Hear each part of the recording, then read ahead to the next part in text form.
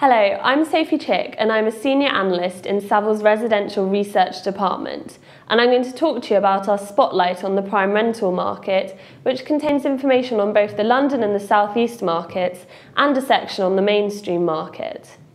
If we begin by looking at London, here the prime London rental markets are beginning to segment as tenant demand is becoming increasingly varied and dependent on property type and location.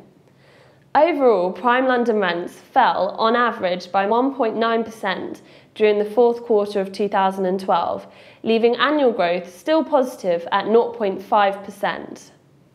The family house markets in many locations have been hit as corporate relocation budgets are lower, affected by the continued economic uncertainty and threats to employment in the financial sector. On the other hand, strong demand for 1- and 2-bed flats is being seen from young professionals and wealthy students. If we have a look at the variation in location across London, I will focus on two key prime areas, Central and South West. We do have further details for the rest of London in our report. In prime central London, this is the really high-value areas of Knightsbridge, Belgravia, Chelsea, Mayfair and Kensington, and where the average rent is the highest across London at £62 per square foot. Here, the flats with annual rental growth of 0.2% have continued to outperform the houses, which have seen falls over the year of 1.7%. The demand for flats is being driven by the international students from very wealthy families and young professionals based in London for the early stages of their career, and the demand is especially for well-finished flats in ported blocks.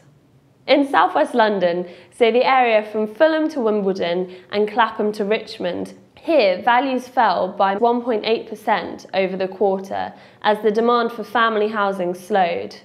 In this market, 28% of landlords are lettings for reasons other than investment, and this is much higher than the rest of London, reflecting a reluctance amongst those moving to the country to sell their London home in current market conditions. If we have a look outside of London at the prime rental markets in the southeast of England, here rental levels fell back slightly during the fourth quarter, partly due to a seasonal fall in applicant levels.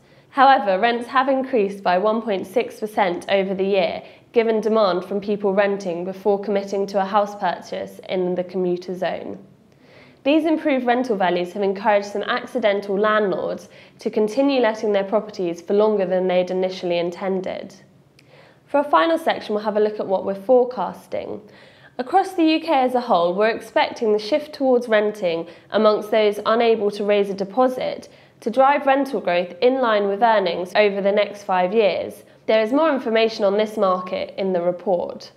However, the prime central London rents are driven by city sentiment and corporate demand. As a consequence, they're more volatile than the mainstream rental market.